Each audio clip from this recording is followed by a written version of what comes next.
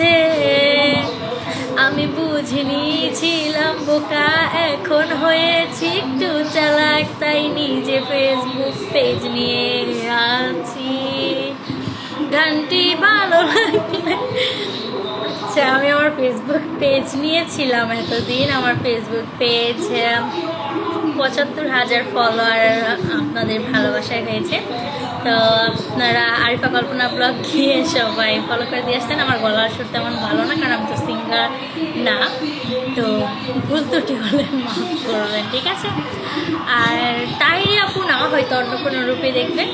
আর মাঝে মাঝে একটু তাহিরি দিব, কারণ তাহিরিকে ছাড়া আমি পুরোই একা একা। Thank you.